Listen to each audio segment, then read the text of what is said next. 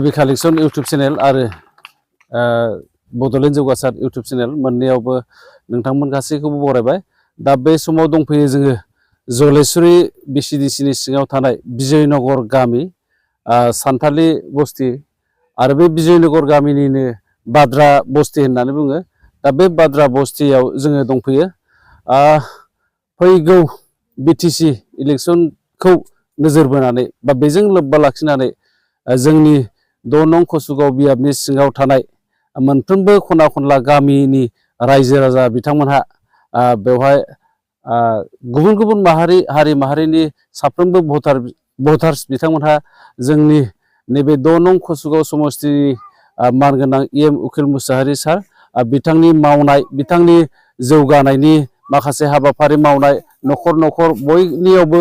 खबर लानानै गामियाव गोदोसोनाय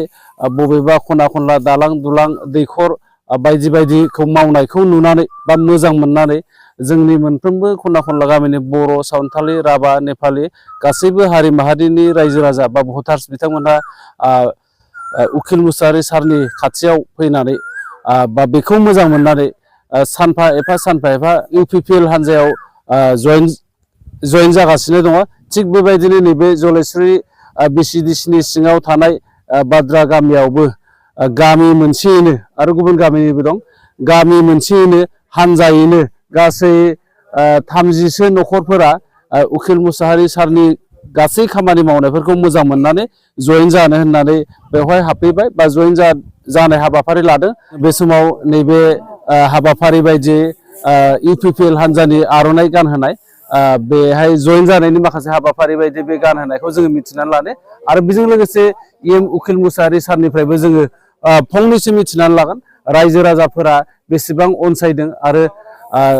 रायजो राजा बा भटार्स बिथांमोननिफ्राय बेसेबां अनसायनाय मोनदों आरो इयुन फैगोन समाव माबायदि साखाफारा जादों बेनि फंनैसो जों मिथिनानै लानो। रानी टुडू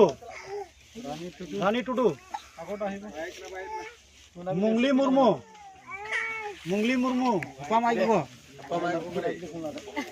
सुपल किस्कू हपाम लास्ट में सुपल जीवन किस्कू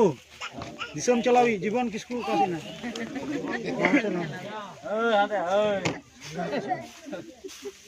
लुकी बास्की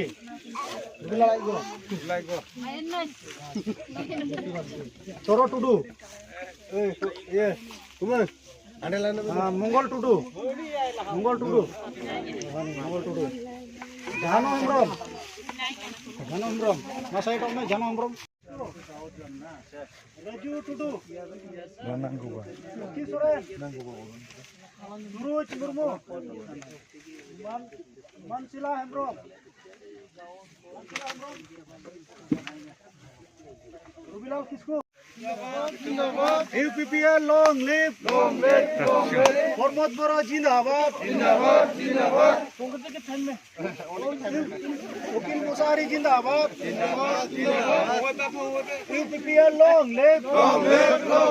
उकील मुसाहारी जिंदाबाद UPPL long live UPPL long live उकील Mushahary long live उकील Mushahary long live उकील Mushahary जिंदाबाद उकील मुसाहारी जिंदाबाद प्रमोद बोरो long live प्रमोद बोरो long live प्रमोद बोरो जिंदाबाद UPPL जिंदाबाद UPPL जिंदाबाद UPPL long live UPPL long live उकील Mushahary long live उकील Mushahary जिंदाबाद उकील मुसाहारी जिंदाबाद उकील Mushahary welcome उकील Mushahary welcome उकील Mushahary welcome UPPL long live UPPL जिंदाबाद प्रमोद बोरो long live Pramod बोरो जिंदाबाद प्रमोद बोरो जिंदाबाद प्रमोद बोरो long live प्रमोद बोरो जिंदाबाद उकील मुसाहारी long live जिंदाबाद जिंदाबाद जिंदाबाद UPPL long live long live long live Wakil Musari जिंदाबाद जिंदाबाद जिंदाबाद Wakil Musari long live long live long live Pramod Boro जिंदाबाद जिंदाबाद जिंदाबाद Wakil Musari long live long live long live Wakil Musari long live long live long live Wakil Musari जिंदाबाद जिंदाबाद जिंदाबाद Pramod Boro long live long live long live Pramod Boro जिंदाबाद जिंदाबाद जिंदाबाद UPPL long live long live UPPL जिंदाबाद जिंदाबाद जिंदाबाद वकील मुसारी जिंदाबाद जिंदाबाद जिंदाबाद वकील मुसारी जिंदाबाद जिंदाबाद जिंदाबाद UPPL long live Pramod Boro जिंदाबाद जिंदाबाद जिंदाबाद बे समाव जोंनि बिटिआरनि इएम उकिल मुसाहारि सार बिथाङा गावनि समस्ति बिटिआरनि गुबुन गुबुन समस्तिफोराव जेरै हेफाजाब होदों आरो जेरै नायदिंदों थिग बेबायदिनो गावनि समस्तियावबो नैबे 2 नं कसुगाव समस्तिनि सिङाव थानाय मोनफ्रोमबो खना खनला गामियाव नांनाय बबेबा गिर्जा न'नि थिं दोलाबनाय बबेबा गारजासालि आरो बबेयावबा खालभार नांनाय दरखार जानाय बबेयावबा जाम्फै जालायनाय बायदि बायदि गोबां गामियारि जौगानाय हाबाफारिखौ मावगासिनो दङ आरो थिग बेबायदिनो जोंनि इएम उकिल मुसाहारि सारखौ बेफोरबायदि गासै खामानिखौ मावनायखौ मोजां मोननानै जोंनि कसुगाव ब्लक इउपिपिएलनि सिङाव थानाय जलेस्रि बिसिडिसिनि सिङावनो थाबावनाय नैबे बाद्रा गामि आरो बेजों लोगोसे खाथि खाला गामिनि गासै 40-50 न'खरफोरा नैबे सारनि खाथियाव जइन जाफैबाय बा हेफाजाब होफैबाय दा बे हेफाजाब होनायाव सारा नोंथांनियाव रायजो राजानि अनसायनायखौ माबायदि मोनदों बेखौ फंनैसो मिथिनो लुबैदों आरो जलेस्रिनि बिसिडिसिनि सिङाव थानाय भाद्रागाव सान्थाल गामि बिथांमोना दिनै गामियैनो जोंनि इउपिपिएल दोलोनि खामानि मावनायखौ मोजां मोननानै जोंनि दलाव हाबफैदों आरो आङो आसा खालामो थारैनो जों 4 बोसोर जिहेतु जाबाय जोंनि खामानि मावनाया बे 4 बोसोराव जों जा मावदों रायजो राजानि मावदों आरो रायजो राजाखौ लानानैनो सावरायनानै जों आवगायबाय थादों थिग बिब्दिनो खालि आंनि समस्तिल' नङा 40टा समस्तियाव जे रायजो राजा जे जोंखौ बरायबाय बा बिथां रायजो राजाफ्रा दे इउपिपिएलआनो जौगानानै खामानि मावदों आरो बेयाव सान्थि फैदों बेखौ नोजोर होनानै नट अनलि सान्थाल गुबुन गुबुन हारि माहारिया दले बले जोंनाव खामानि मावनो फैगासिनो दं दिनै बाद्रा गामियावबो बावहाय जोंनि खामानि मावनायखौ मोजां मोननानै जोंनि बिटिआरनि मानगोनां मावफुं सोद्रोमा प्रमोद बर' बिथांनि मावनायखौ मोजां मोननानै आरो जोंनि दोलोनि नियम निति आसार खान्थिखौ मोजां मोननानै बेयाव गामियैनो फैजोब्बाय माखासे एसे एनै समस्या दं जों बेखौ गामि गामि आङो उइलिंलि आंनो निजे अबाव मन्दिर नांगौ अबाव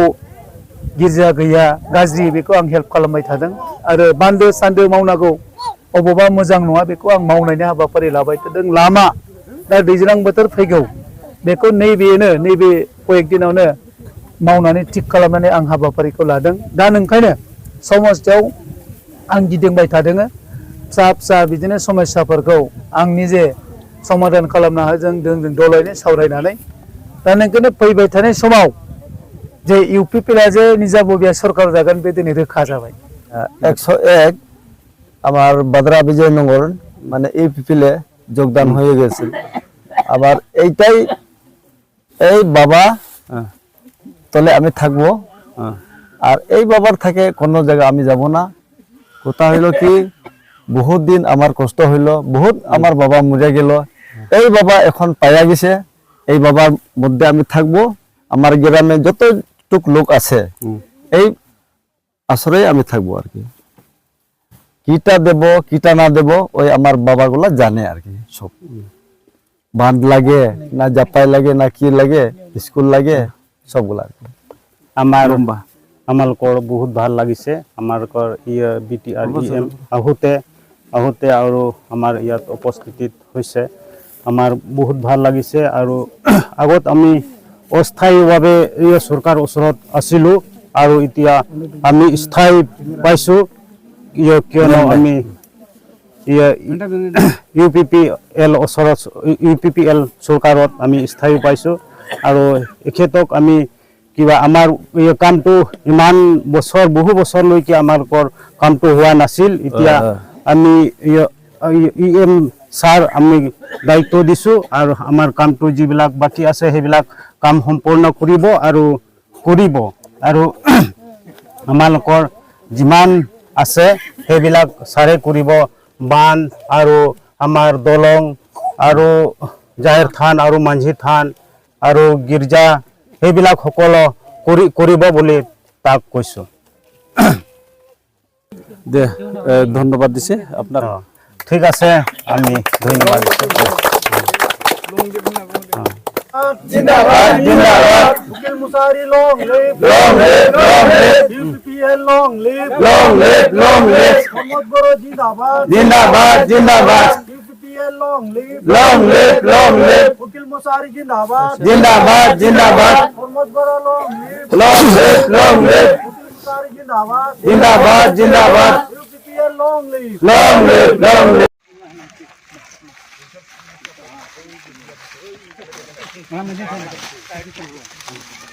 Chief Minister Jungsar Kusuma Tariya Asamer Minister